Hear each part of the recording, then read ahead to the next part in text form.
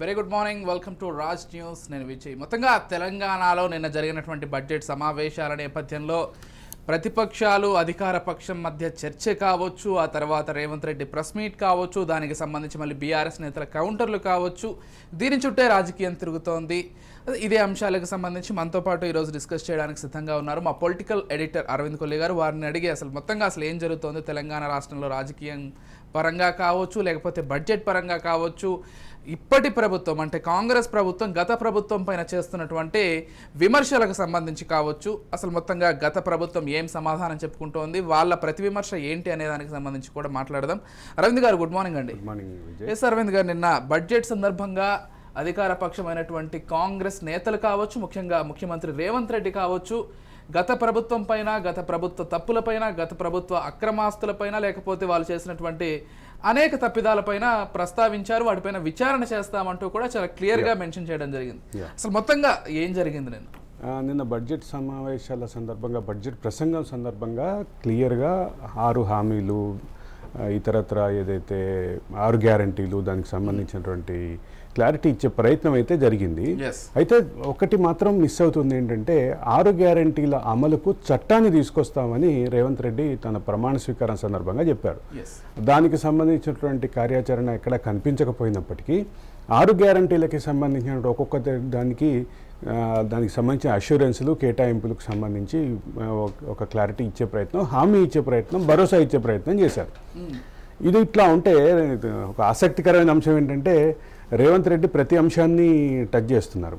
అంటే సచివాలయం నిర్మాణం కానీ, అంబేద్కర్ విగ్రహ నిర్మాణం కానీ, అమరవీరుల జ్యోతి నిర్మాణం కానీ, వీటన్నిటి చుట్టూ అంటే ఇన్నాళ్ళు అమరవీరుల జ్యోతి మీద చాలా కీలకమైనటువంటి ఆరోపణలు, విమర్శలు చేసినటువంటి రేవంత్ రెడ్డి ఈరోజు ప్రత్యక్షంగా దానిపైన కూడా విచారణకి మేము కదులుతున్నామని ఇండికేషన్ అయితే ఇచ్చారు.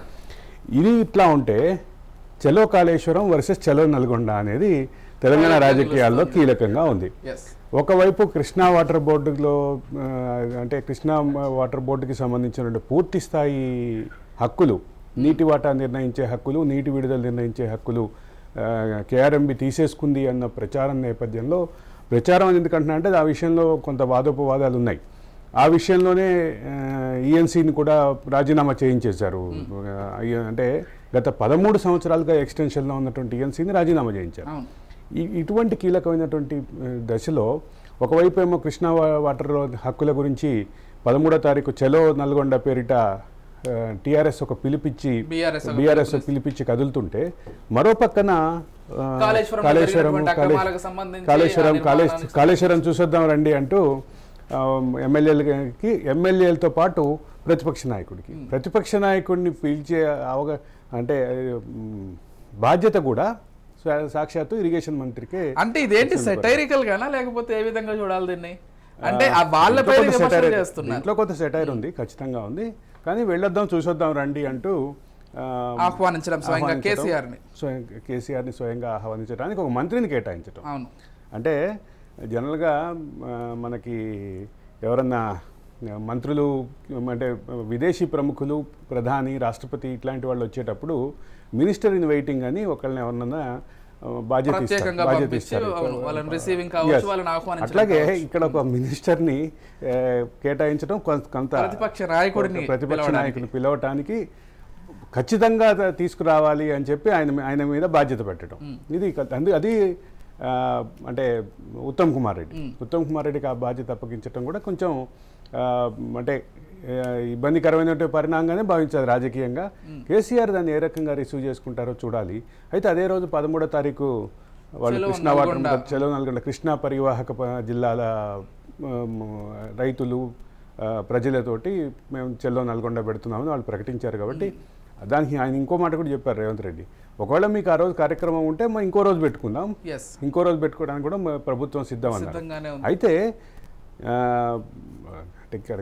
కేసీఆర్ రాజకీయం ఎట్లా చూడాలంటే, ఒక పక్క గోదావరిలో కట్టిన ప్రాజెక్టు మీద అనేక ఆరోపణలు వస్తుంటే, కట్టిన ప్రాజెక్టు యొక్క అది నిలబడే శక్తి నుంచి మొదలు పెడితే, ఇప్పుడు వచ్చే వరదను తట్టుకునేటటువంటి పరిస్థితి నుంచి మొదలు పెడితే, వర్షాకాలంలో గోదావరి నదికి వచ్చే వరదను తట్టుకునే పరిస్థితి దగ్గర నుంచి మొదలు పెడితే, దానికి సంబంధించినటువంటి యూసేజ్ నీటి విడుదల వరకు ప్రతి దాంట్లోనూ వివాదంగా ఉన్నటువంటి పరిస్థితి. కాళేశ్వరం అసలు మొత్తంగా ఇప్పుడు క్వాలిటీ Yeah, విషయంలో కావచ్చు, yeah, ఆ అక్కడికి నిర్మాణంలో జరిగినటువంటి Yes. అక్రమాల విషయంలో కావచ్చు, మీరు అన్నట్లుగా అసలు అది ఎంతవరకు ఉపయోగపడుతుంది Yes, తెలంగాణ yes. రాష్ట్రానికి అనే అంటే విషయాలు కాళేశ్వరం ఒక విఫల ప్రాజెక్టు అనే వాదన ఒకవైపు బలంగా వినిపిస్తున్నటువంటి పరిస్థితుల్లో దీన్ని డైవర్షన్ కోసం ఎక్కడా గోదావరి వాటర్ గురించి గోదావరి ప్రస్తావన లేదు. ఏ ఒక్క BRS నేత నుంచి కూడా ప్రస్తావన లేనటువంటి ఒక పరిస్థితిని గమనిస్తున్నాం. ప్రస్తావన లేదు.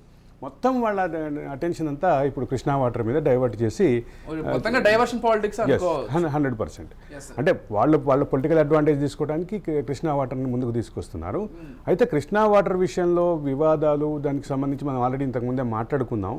దానికి సంబంధించి కృష్ణా వాటర్ వివాదంలో గత ప్రభుత్వం పాత్ర ఏంటి, ఈ ప్రభుత్వం పాత్ర ఏంటి, ఈ ప్రభుత్వ ప్రతినిధిగా వెళ్ళినటువంటి ఈఎన్సీ సరిగ్గా వాదన వినిపించగలిగారా, ఆ వాదన వినిపించాల్సినటువంటి ఈఎన్సీకి ఉన్నటువంటి వ్యక్తిగత అనుబంధాలన్నీ, వృత్తిపరమైన అనుబంధాలన్నీ, పదవీపరమైన అనుబంధాలన్నీ ఏ పార్టీతో ఉన్నాయి, ఇట్లాంటివన్నీ ఆలోచిస్తే ఆయన నిబద్ధత వీటన్నిటి గురించి ఆలోచిస్తే కృష్ణా వాటర్ బోర్డుకు సంబంధించినటువంటి వివాదంలో ఎవరి పాత్ర ఏంటో క్లారిటీ వస్తుంది. కానీ కృష్ణా వాటర్ బోర్డు మొత్తం దీన్ని హ్యాండ్ ఓవర్ చేసుకునే ముందు జరిగినటువంటి కొన్ని వరుస సంఘటనలు 2015లో ఆంధ్రప్రదేశ్ తెలంగాణ పోలీసులు అక్కడ పరస్పరం కొట్టుకోవటం, తలకాయలు పగలు కొట్టుకోవటం, పరస్పర లాఠీ చార్జీలు చేసుకోవటం, అక్కడి నుంచి మొదలు పెడితే 2023 ఎన్నికలకి ఒక్కరోజు ముందు ఆంధ్ర పోలీసులు మోహరించటం, వాళ్ళు హ్యాండ్ ఓవర్ చేసుకోవటం, అప్పుడు కూడా పరస్పరం కేసులు పెట్టుకోవటం, వీటన్నిటినీ చూస్తే వీటన్నిటి క్రోనలాజికల్ ఆర్డర్ చూస్తే ఖచ్చితంగా ఈ వివాదం ఇవాల్టిది కాదు. ఈ వివాదానికి కొంత చరిత్ర ఉంది. కేఆర్ఎంబి దాన్ని హ్యాండ్ ఓవర్ చేసుకోవడానికి ఉన్నటువంటి డెసిషన్ తీసుకోవడానికి కొంత చరిత్ర ఉంది. ఈ కేఆర్ఎంబికి సంబంధించినటువంటి ఈ డెసిషన్ని ముందుకు తీసుకొచ్చి ఇప్పుడు గోదావరి ప్రాజెక్టులని డైవర్ట్ చేస్తున్నారు అంటూ ఒక విమర్శ ఉంది. అయితే ప్రతి అంశంలోనూ విచారణ దిశగా ముందుకు వెళ్తున్నటువంటి కేసీఆర్ మీద విచారణ దిశగా వెళ్తున్నటువంటి రేవంత్ సర్కార్ ఏ రకమైనటువంటి కంక్లూజన్స్ ఇస్తుందో చూడాలి.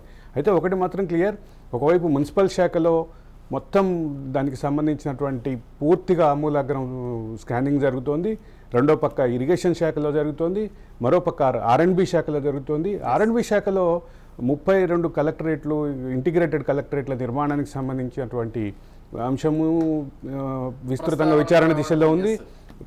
మరోపక్క సచివాలయ నిర్మాణం, మరోపక్క అంబేద్కర్ విగ్రహ నిర్మాణం, అదే ప్రాంతంలో ఉన్నటువంటి అమరవీరుల జ్యోతి నిర్మాణం, ఈ మూడింటితో పాటు మెడికల్ కాలేజీల నిర్మాణం కూడా ఈరోజు ప్రతిదీ అంటే సివిల్ కన్స్ట్రక్షన్ అన్ని అంశాలని భారీగా అవినీతి జరిగిందన్న ఆరోపణలు ఉన్నటువంటి ప్రతి అంశాన్ని రేవంత్ సర్కార్ స్కాన్ చేస్తుంది. రేవంత్ సర్కార్ అంటే భారీగా అవినీతి జరిగిందన్న అది ఎందుకు వస్తుంది అంటే ఇటు పక్క ఆ రకమైనటువంటి ఒక చేపని పట్టుకుంటే ఆ చేప చుట్టూ చాలా బయటపడినటువంటి పరిస్థితి. అంటే ఒక చిన్న ఉద్యోగి, అంటే ఒక గెజిటెడ్ ఆఫీసర్ నుంచి ఒక గ్రూప్ 1 నుంచి గ్రూప్ 1 ఉద్యోగిగా ఆయన అంటే గ్రూప్ 1 ఆఫీసర్గా జీవితం ప్రారంభించినటువంటి శివబాలకృష్ణ, ఆయనకు సంబంధించిన వివాదంలో ఆయన వస్తున్నటువంటి ఆరోపణలు, దానికి ఉన్నటువంటి లింకులు, వీటన్నిటినీ తవ్వే క్రమంలో ఆయన దగ్గరే అట్లా ఉంటాయి. మళ్ళీ మనం కేవలం శివబాలకృష్ణ దగ్గర మాత్రమే 100 ఎకరాలు, కోట్ల రూపాయలు, బంగారము, వాచ్లు ఇన్నుంటే ఆయన వెనుక ఉన్నటువంటి వ్యక్తుల దగ్గర ఎట్లా ఉంటుంది అనే ప్రశ్న నుంచి మొదలై ఈరోజు తెలంగాణ రాష్ట్రంలో గత 9.5 సంవత్సరాల కాలంలో జరిగినటువంటి ఈ ప్రతి అంశాన్ని స్కాన్ చేసేటటువంటి దిశలో రేవంత్ రెడ్డి సర్కార్ దీనికి ఎక్కడ లాజికల్ కంక్లూజన్ దొరుకుతుందో, దీనికి ఎక్కడ ముగింపు వస్తుందో, ఎవరి అరెస్ట్ తోటి దీనికి ముగింపు వస్తుందో, ఇది మనం రాజకీయ చిత్రం అనేది రాజకీయ రంగంలోనే చూడాలి. అయితే ఒక ఆసక్తికరమైనటువంటి పరిణామం నేను శాసనసభలో గమనించాను. మీరు హామీలు అమలు చేయకుండా, మీరు ఇచ్చిన హామీలు అమలు చేయకుండా దిగిపోయారు అని బీఆర్ఎస్ని టార్గెట్ చేస్తూ, అదే సందర్భంలో కాంగ్రెస్ని మీరు ఆచరణలోకి ఇప్పుడు ఇచ్చినటువంటి హామీలు ఆచరణ రూపం ఇస్తారో లేదో కూడా అర్థం కావట్లేదు, కాబట్టి మిమ్మల్ని ప్రశ్నించాల్సింది మేమే అంటూ బీజేపీ సభ్యుడు మహేశ్వర్ రెడ్డి మాట్లాడినటువంటి మాటలు. ఇది కొంచెం ఆసక్తికరంగానే అనిపించింది. నిజంగానే బీజేపీ అంటే వాళ్ళు చాలా క్లియర్ గా ఏం చెప్పదలుచుకున్నారంటే నిజమైన ప్రతిపక్ష పాత్ర పోషించేది మేమేనంటూ చాలా క్లియర్ గా చెప్పదలుచుకున్నారు. నిజమైన ప్రతిపక్ష పాత్ర బీజేపీ పోషించాలి అంటే బీఆర్ఎస్ తోటి ఉన్న బంధాన్ని తెగదెంపులు చేసుకుంటే తప్ప అది సాధ్యం కాదు అని ఒక వాళ్ళలో ఇంటర్నల్గా ఉన్నటువంటి డిస్కషన్. కాంగ్రెస్ ఆరోపణ కూడా ఉంది అది. అయితే ఇక్కడ ప్రధానంగా గమనించాల్సింది ఏంటంటే నిన్న ఒక వార్త బయలుదేరింది, పార్లమెంట్ ఎన్నికల్లో బీజేపీ బీఆర్ఎస్ పొత్తుతో వెళ్ళబోతున్నాయి. 17 స్థానాల్లో 9 ఒకళ్ళకి 7 ఒకళ్ళకి తీసుకుని 7 అంటే 6 తీసుకుని ఒక స్థానమేమో ఎంఐఎంకి స్థానం కాబట్టి అది అంటే మిత్రపక్ష పోటీగా అంటే సౌహార్ద అంటే సాలిడారిటీ తోటి పోటీగా ఏదో అట్లాంటిది ఏదో ఉంది. బట్ అది ఆచరణ రూపం దాచినప్పుడు మాత్రం ఖచ్చితంగా అది ఒక డిస్కషన్ పాయింట్ అవుతుంది. చూడాలి మరి అంటే మరి బీజేపీ ఎందుకు అనుకూలంగా ఉందా, బీఆర్ఎస్ ముందుకు వెళ్తుందా అనేది కూడా చూడాల్సింది. అది మహేశ్వర్ రెడ్డి చేసినటువంటి కామెంట్ మాత్రం కొంచెం ఆసక్తికరంగానే. ఇంకొక ప్రధానమైనటువంటి అంశం ఏంటంటే నిన్న బడ్జెట్ ప్రసంగం కావచ్చు, లేకపోతే నిన్న బడ్జెట్ ప్రవేశపెట్టిన తీరును చూస్తే గత ప్రభుత్వానికి సంబంధించి ఇది కేవలం లెక్కల బడ్జెట్ అని మాత్రమే కాంగ్రెస్ ఆరోపిస్తూ వచ్చింది. ఇప్పుడు అదే బడ్జెట్ అంటే దాదాపుగా 3 లక్షల కోట్ల బడ్జెట్ ని ప్రవేశపెట్టింది కాంగ్రెస్. బీఆర్ఎస్ వాళ్ళు ప్రధానంగా చేసేటువంటి ఆరోపణ ఏంటంటే 6 గ్యారంటీలకు సంబంధించి పెద్దగా నిధులు కేటాయించలేదు, ఇది ఒక డొల్ల బడ్జెట్, కేవలం మేడి పండులాగా కనిపిస్తుంది అంటూ కేటీఆర్ చేసినటువంటి ఆరోపణ. అంటే ఎలా చూడాలి? ఇక్కడ ఇంకో విషయం మర్చిపోతున్నారు, కేసీఆర్ నిన్న కూడా అబ్సెంట్ అయ్యారు, గైర్హాజరు. తర్వాత అదే ప్రస్తావిద్దాం. కేసీఆర్ గైర్హాజరు అయిన నేపథ్యంలో కేసీఆర్ ప్రతినిధులుగా కేటీఆర్, హరీష్ రావు మాట్లాడుతున్నారు.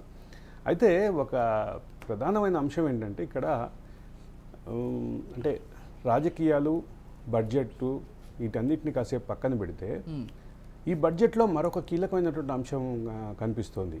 20,000 కోట్లు కేంద్రం నుంచి గ్రాంట్లు తగ్గుతాయి అంటూ ఈ బడ్జెట్లో ప్రస్తావన చేశారు.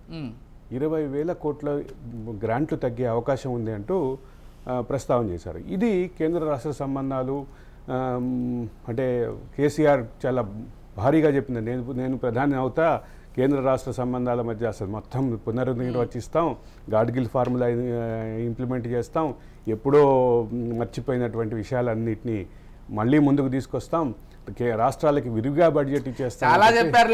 ఆంధ్రప్రదేశ్ ప్రత్యేక హోదా కాదు అసలు, ఇంకా దేశవ్యాప్తంగా దళిత బంధు చేస్తాం, దేశవ్యాప్తంగా రైతు బంధు చేస్తాం, దేశవ్యాప్తంగా బీసీ బంధు పెడతాం, దేశవ్యాప్తంగా గిరిజన బంధు పెడతాం.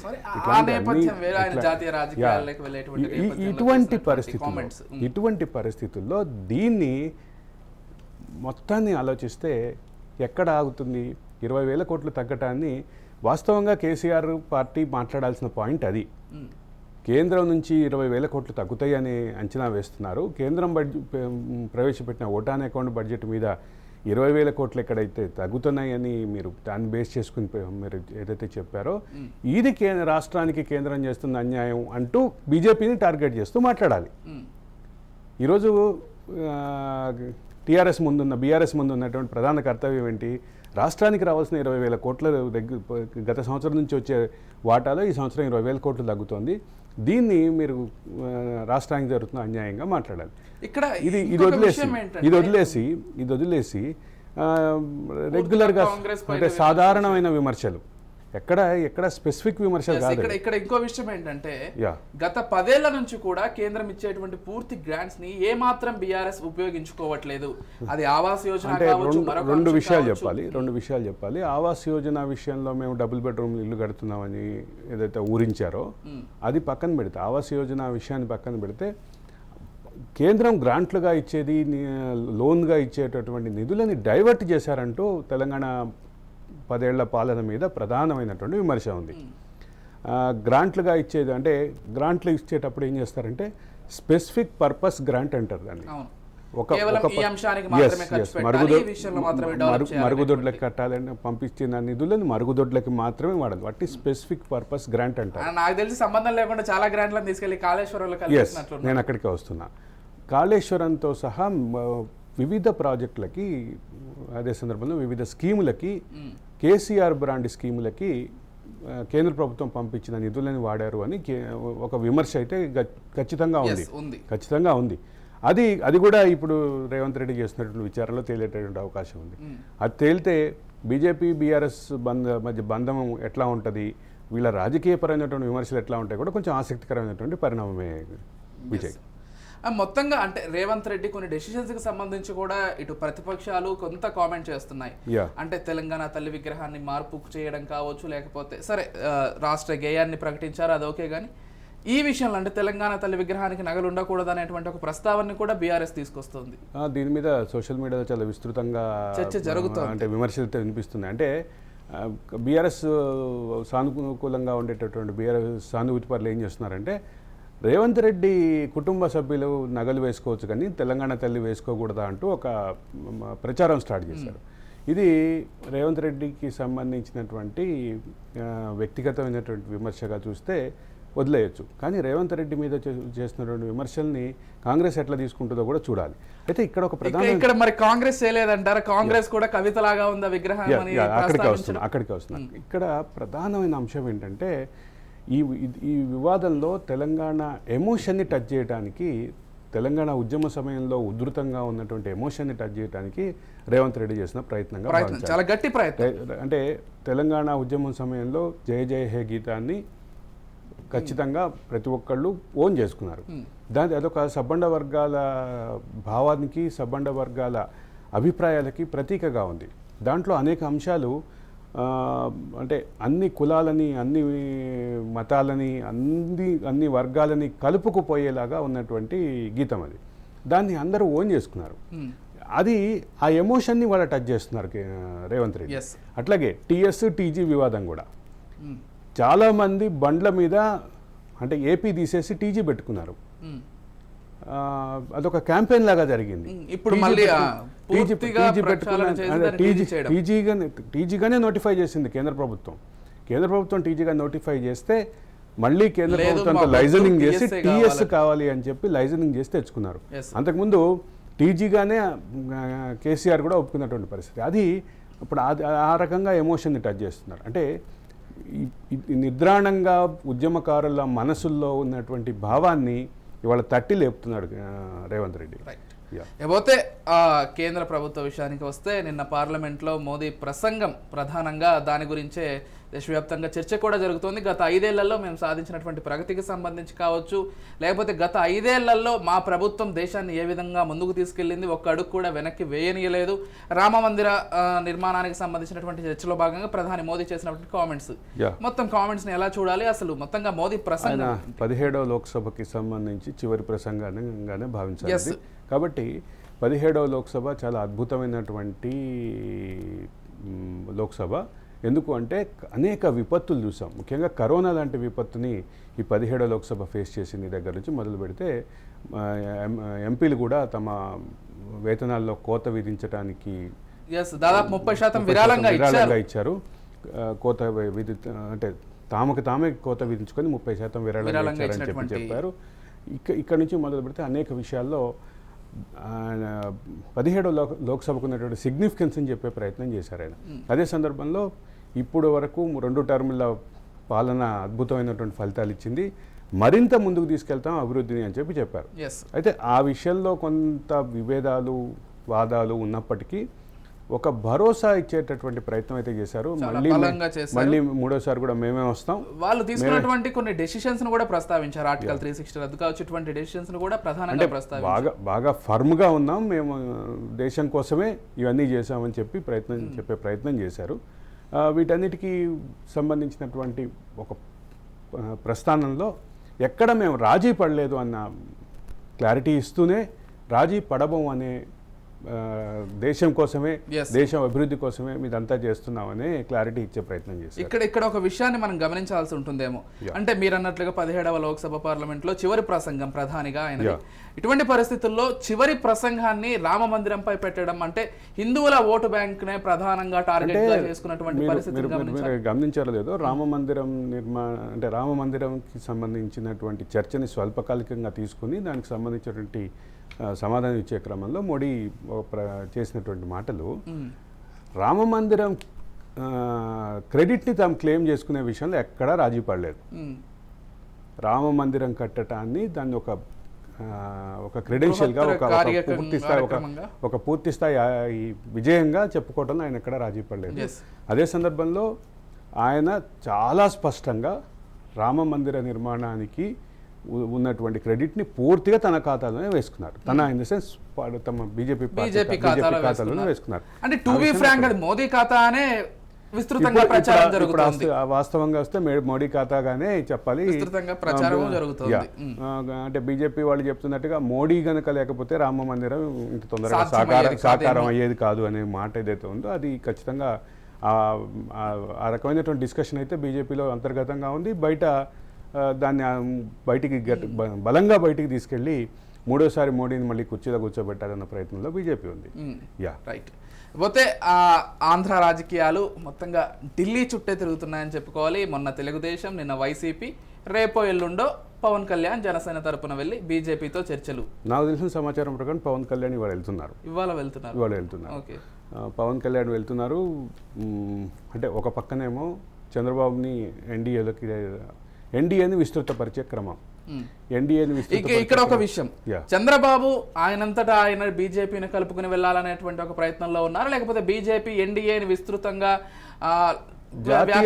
జాతీయ రాజకీయాలని క్లోజ్గా చూస్తే మాత్రం ఎన్డీఏ విస్తృతపరిచే క్రమంలో వీళ్ళని కలుపుకు బ్రింగ్ బ్యాక్ ఎన్డీఏ పార్ట్నర్స్ అనే కాన్సెప్ట్లో బీజేపీ ఉంది అని అనిపిస్తోంది. బీజేపీ ఎందుకు అట్లా ఉంది అనే క్రమంలో దేశ రాజకీయాల్ని రెండు కూటముల మధ్య జరపాలి అనేది బీజేపీ భావిస్తున్నట్టుగా అనిపిస్తోంది. రెండు కూటముల్లో ఒకటి ఇండియా కూటమి అయితే రెండోది ఎన్డీఏ కూటమి. అధికారంలో ఉన్న ఎన్డీఏ కూటమిని మరింత బలోపేతం చేయటం ద్వారా ఎక్కడా మూడోసారి అధికారంలోకి వచ్చే అవకాశాన్ని కోల్పోకుండా కట్టుదిట్టం చేసుకోవాలి అనేది బీజేపీ. ఒకవైపు వాళ్ళ వర్గాన్ని బలపరుచుకుంటూ మరోవైపు ఇండియా అనేటువంటి ఒక కూటమిని ఎంతలా విచ్ఛిన్నం చేయాలో అంతలా విచ్ఛిన్నం చేస్తూ ఉన్నారు. ఇండియా కూటమిలో నుంచి ఇప్పటికి నితీష్ కుమార్ బయటకు వెళ్ళిపోయారు, మమతా బయటికి వెళ్ళిపోయారు, అరవింద్ కేజ్రీవాల్ ఆల్రెడీ చెప్పేశారు ఆమ్ ఆద్మీ పార్టీ మేము ఎక్కడ ఇండియా కూటమిలో లేము అని. ప్రధాన పార్టీలన్నీ వెళ్ళిపోయాయి. ఇండియా కూటమిలో మేము లేము అని చెప్పడంతో పాటు ఇండియా కూటమితో ఏ రకమైనటువంటి ఎన్నికల ముందు ప్రీపోల్ అలయన్స్ ఉండదు అని చెప్పి క్లారిటీ ఇచ్చారు అరవింద్ కేజ్రీవాల్ చెప్పినటువంటి ఈ మాట. దాని తదనంతర పరిణామాలు ఇక ఆర్ఎల్డీ ఇప్పటికే ఎన్డీఏలో చేరాలని డిసైడ్ అయిపోయింది. మమతా బెనర్జీ కూడా ఎన్డీఏలోకి మళ్ళీ బ్యాక్ వచ్చే అవకాశాలు కనిపిస్తుంది. ఆమె చాలా క్లియర్ గా మేము ప్రీ ఎలక్షన్స్ అయితే ఎటువంటి పొత్తు ఉండదు, అధికారంలోకి వస్తే కాంగ్రెస్ నేతృత్వంలోని ఇండియా కూటమిలో మేము ఉండము అని క్లియర్ గా చెప్పేసారు. ఇంకా వామపక్షాలు, కాంగ్రెస్, మరికొన్ని పార్టీలు మాత్రమే ఉన్నటువంటి పరిస్థితి. ఇప్పుడు రెండు తెలుగు రాష్ట్రాల విషయానికి వచ్చేసరికి ప్రధానంగా కనిపించేటటువంటి పార్టీలు అంటే ఇండియా కూటమిలో భాగస్వాములు అంటే కూటమిని లీడ్ చేస్తున్నటువంటి కాంగ్రెస్, ఎన్డీఏ కూటమిని లీడ్ చేసినటువంటి బీజేపీ కాకుండా ఈ రెండు పక్షాల్లో లేనటువంటి రెండు కూటముల్లో లేనటువంటి పక్షాలు ప్రధానంగా మూడు. టీఆర్ఎస్ ఒక పక్కన, టీఆర్ఎస్ ఎన్డీఏలో చేరే అవకాశాలు ఉన్నాయంటూ నిన్నటి నుంచి వార్తలు చాలా వైరల్ చక్కర్లు కొడుతున్నాయి. ఇక తెలుగుదేశం విషయానికి వచ్చేసరికి తెలుగుదేశం 25 స్థానాల ఆంధ్రప్రదేశ్ రాష్ట్రంలో ఏ రకమైనటువంటి ప్రభావం చూపుతుంది అంటే ఈ మధ్య కొన్ని సర్వేలు సానుకూలమైనటువంటి ఫలితాలు చూపిస్తున్నటువంటి పరిస్థితి ఉంది. ఇక దీన్ని బేస్ చేసుకొని ఇట్స్ ఎ నెంబర్ గేమ్. 25లో ఎక్కువ పార్టీ ఎవరికి వస్తే వాళ్ళే ఎన్డీఏలో ఉండాలి. రెండు జనసేన ఆల్రెడీ ఎన్డీఏలో ఉంది. వైసీపీ టీడీపీలో ఎవరు ఎక్కువ సీట్లు పొందితే వాళ్ళకి డిమాండ్ ఎక్కువ ఉంటుంది. ఒక పక్కన ఇది కాసేపు పక్కన పెడదాం. ఈ ఇద్దరు ఇండియా కూటమిలోకి రావడానికి సిద్ధంగా లేరు. ఖచ్చితంగా ఇండియా కూటమిలో రావడానికి సిద్ధంగా లేరు కాబట్టి ఎన్డీఏ వైపు వెళ్ళాలి. ఎన్డీఏ వైపు వెళ్ళటానికి ఎన్డీఏ వాళ్ళని స్వాగతిస్తున్నటువంటి పరిస్థితి. కానీ ఎన్డీఏ తోటి కలిసి వెళ్ళటానికి జగన్మోహన్ రెడ్డి సిద్ధంగా లేరు. ఎన్డీఏతో పొత్తుగా వెళ్ళటానికి. కానీ ఆయన సింగిల్ గా వెళ్తారనేటువంటి నేపథ్యంలో చంద్రబాబు, పవన్ కళ్యాణ్ ఇప్పటికే పొత్తులో ఉన్నారు కాబట్టి ఒక సానుకూలమైనటువంటి వాతావరణం ఉంటే మాత్రం ఖచ్చితంగా. మోర్ ఓవర్ పవన్ కళ్యాణ్ ముందు నుంచి పదే ప్రస్తావించారు 2014 రిపీట్ చేయాలి. కేవలం దించడానికి ఏ పార్టీతో పొత్తులకు సిద్ధమే, మేము ఖచ్చితంగా అదే సందర్భంలో 2014 రిపీట్ చేయాలి అంటూ ఆయన అనేక బహిరంగ సభల్లో చెప్పారు, అనేక సందర్భాల్లో చెప్పారు. అసలు టీడీపీతో పొత్తుకి బీజేపీని ఒప్పిస్తానని కూడా చెప్పారు. ఎస్. కానీ ఈరోజు బీజేపీ కంటే కూడా ముఖ్యంగా ఎన్డీఏ నుంచి ఒక సానుకూలమైనటువంటి సంకేతం వచ్చిన నేపథ్యంలో ఇంకా పవన్ కళ్యాణ్ పని తేలికైందని భావించాలి. ఇక్కడ ఒక విషయాన్ని మాత్రం చెప్పుకోలేము, Yeah. తెలుగు రాష్ట్రాల్లో ముఖ్యంగా కాంగ్రెస్ కాకుండా ఇతర ఏ పార్టీలకు ఎంపీ సీట్లు వచ్చినా కానీ అల్టిమేట్ గా తీసుకెళ్లి అవి గంపగుత్తగా బీజేపీకి వేసేటువంటి పరిస్థితి, ఎన్డీఏ కూటమికి వేసేటువంటి పరిస్థితి.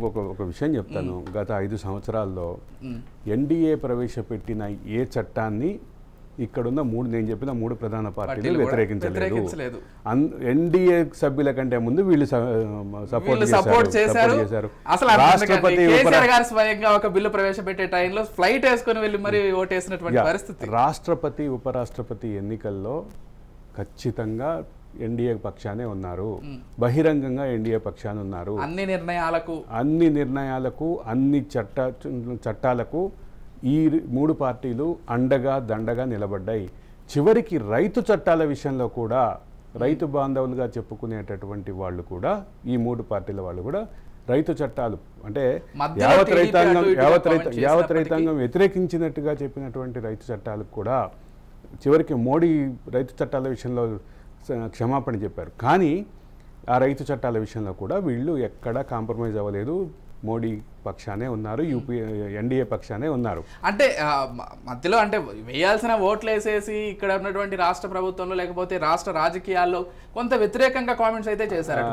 మీరు అమిత్ షా ఎకనామిక్ టైమ్స్ కాంక్లేవ్లో చెప్పిన ఒక మాట మర్చిపోవద్దు ఇక్కడ. మేము ఎన్డీఏ నుంచి ఏ పార్టీని వెళ్ళగొట్టలేదు, వాళ్ళ స్థానిక రాజకీయ అవసరాల కోసం వాళ్ళు వెళ్ళిపోయారు, మళ్ళీ వస్తున్నారు. మోరోవర్ ఇంకొక కామెంట్ కూడా చేశారు, ఆంధ్రప్రదేశ్కి సంబంధించి ఒక పెద్ద ఆంధ్రప్రదేశే కాదు మొత్తం జాతీయ స్థాయిలోనే ఇందాక చెప్పినట్టుగా పెద్ద కూటమి. ఆయన అకాలీదళ్ గురించి కూడా చెప్పారు. అకాలీదళ్ కూడా మా మిత్రపక్షం, అకాలీదళ్ మాకు మళ్ళీ కమింగ్ బ్యాక్ అని చెప్పారు. అకాలీదళ్ తెలుగుదేశం ఎన్డీఏలో చాలా కీలకమైనటువంటి భాగస్వాములు ఒక దశలో. ఎన్డీఏ కన్వీనర్గా చంద్రబాబు ఉన్నారు ఆ టైంలో. కాబట్టి ఇదొక అంటే కాంప్లెక్స్ సిచ్యువేషన్. బట్ పొత్తు దిశగా వెళ్ళేటటువంటి పరిస్థితులు అయితే క్లియర్గా కనిపిస్తున్నాయి.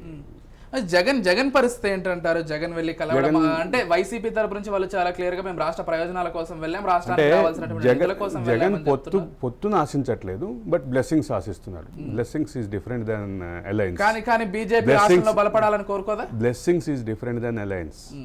అలయన్స్ అంటే ఇంపార్టెంట్ జగన్. అలయన్స్ అంటే బహిరంగ పొత్తు, బ్లెస్సింగ్స్ అంటే అంతర్గతంగా ఇవ్వాల్సినటువంటి సపోర్ట్, ఆశీర్వచనాలు కోరుకోవటం. ఈ రెండింటి మధ్య చాలా తేడా ఉంది విజయ్. ఆచరణలో కూడా చాలా తేడా ఉంది. నేను పొత్తు సందర్భంగా ఇటీవల మన డిస్కషన్లో కూడా చెప్పినట్లుగా పొత్తు అనేది ఆచరణలో సాధ్యమైతే ఎప్పుడు సక్సెస్ అవుతుంది? ఓటు ట్రాన్స్ఫర్ అయినప్పుడు సక్సెస్ అవుతుంది. 3 దశలు. నాయకుల్లో ఆ అలయన్స్కి సంబంధించిన సానుకూల వాతావరణం ఉండాలి. కార్యకర్తలు తమ నాయకుడితో పాటు తమ మిత్రపక్ష నాయకుడు కూడా గెలవాలని కోరుకోవాలి. 3 ఓట్లు. ఈ ఓట్లు ట్రాన్స్ఫర్ అనేది చాలా కీలకమైనటువంటి పాత్ర పోషిస్తుంది. జనసేన ఓట్లు టీడీపీకి పడాలి, టీడీపీ ఓట్లు జనసేనకు పడాలి, అట్లాగే బీజేపీకి కూడా అదే పరిస్థితి. ఒక విషయం అంటే చాలా విస్తృతంగా ఉన్నటువంటి ఒక ప్రచారం ఏంటంటే జనసేన టీడీపీ కలిసి వెళ్ళేటువంటి అనేక నియోజకవర్గాల్లో జనసేన ఓట్లు గంపగుత్తగా టీడీపీకి పడుతున్నాయి, కానీ టీడీపీ ఓట్లు అదే స్థాయిలో జనసేనకు పడట్లేదు అనేటువంటి ఒక ఈ విషయంలో 2 పక్కల నుంచి వివాదం ఉంది. 2014లో మాత్రం ఓటు ట్రాన్స్ఫర్ జరిగింది. ఈసారి ఓటు ట్రాన్స్ఫర్ జరుగుతుందా జరగదా రాజకీయ చిత్రంలోనే చూడాలి మనం. కానీ నాయకులైతే చాలా బలంగా ఎట్టి పరిస్థితుల్లో అధికారంలో ఉన్నటువంటి వైసీపీని గద్దె దింపే నేపథ్యంలో ఎవరితో అయినా కలిసి వెళ్తాము, అన్ని పార్టీలను కలుపుకొని వెళ్తాము. ఇప్పుడు అధినాయకుడి దృష్టిలో వైసీపీ దింపేయాలి, అందుకు తెలుగుదేశం కాదు కదా బీజేపీతో కూడా కలిసి వెళ్ళాలి అనేది అధినాయకుడి దృష్టిలో ఉంటుంది. ఆ అధినాయకుడి దృష్టిలో ఉన్నటువంటి ఆ ఐడియా ఏదైతే ఉందో అది ప్రతి కార్యకర్త మనసులోకి ఇంజెక్ట్ చేయగలగాలి. 2014లో ఎందుకు ఇంజెక్ట్ అయింది? రాష్ట్రం విడిపోయింది, చంద్రబాబు నాయుడుకి అండగా నిలుద్దాం, చంద్రబాబు నాయుడిని నిలబెట్టుకుందాం అనే కాన్సెప్ట్లో వచ్చింది. 2014లో వచ్చినటువంటి పొత్తు 2019కి వచ్చేసరికి విచ్ఛిన్నమైంది.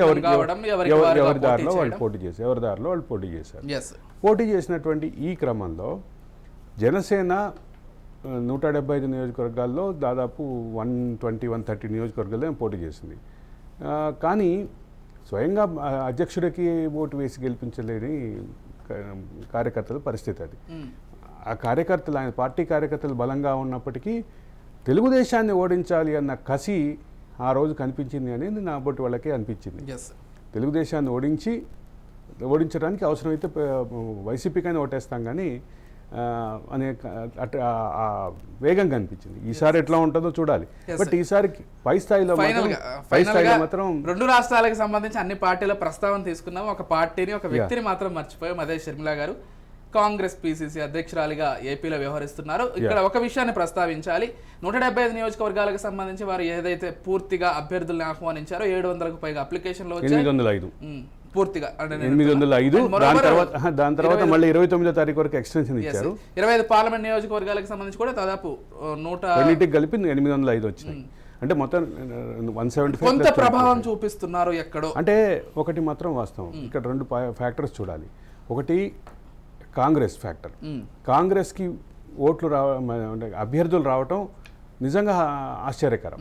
ఈరోజు కాంగ్రెస్ పార్టీ ఆంధ్రప్రదేశ్లో ఉన్న పరిస్థితుల్లో ఆ రకమైనటువంటి భరోసా లేనటువంటి పరిస్థితుల్లో వాళ్ళందరూ వైసీపీకో టీడీపీకో వెళ్ళిపోయినటువంటి పరిస్థితుల్లో కరడుగట్టిన కాంగ్రెస్ కుటుంబాలకు సైతం ఈ రెండు పార్టీల్లో సెటిల్ అయిపోయినటువంటి పరిస్థితిలో ఇప్పుడు 175 + 25 నియోజకవర్గాలకి 805 అప్లికేషన్ రావడం అనేది ఖచ్చితంగా సీరియస్ పాయింట్. మొదటి పాయింట్. రెండో పాయింట్ ఏంటంటే, ఇదే షర్మిల తెలంగాణలో పార్టీ పెడితే ఆవిడ 119 నియోజకవర్గాలకు పోటీ చేస్తే ఆవిడతో సహా అప్లై చేసింది 69 మంది. రైట్. 69 మంది మాత్రమే అప్లై చేసినటువంటి అక్కడికి తేడా ఏంటంటే, అక్కడ కాంగ్రెస్లో ఆవిడని ఓన్ చేసుకున్నారనే వాతావరణం. వైఎస్ రాజశేఖర రెడ్డి గారి ఫ్యాక్టర్ కూడా కొంత. రైట్. థ్యాంక్ యూ అరవింద్ గారు. థ్యాంక్ యూ సో మచ్ అండి. అనేక విషయాలకు సంబంధించి చర్చించాం. అసలు మొత్తంగా చూస్తున్నాం కదా, రెండు తెలుగు రాష్ట్రాలకు సంబంధించి రాజకీయ వాతావరణం అయితే రోజు రోజుకు మరింత హీట్ ఎక్కుతోందని చెప్పుకోవాలి. మరోవైపు పార్లమెంటు ఎన్నికలు, అటు ఏపీలో అసెంబ్లీ ఎన్నికలు దగ్గర పడుతున్న నేపథ్యంలో రాజకీయ పరిణామాలు ఏ రోజుకా రోజు, లేకపోతే ఏ గంటకా గంట మారుతూనే ఉన్నాయి. చూద్దాం, రాజకీయ పరిస్థితులు, పరిణామాలు మరిన్ని మలుపులు అయితే తిరగబోతున్నాయి. This is Vijay signing of.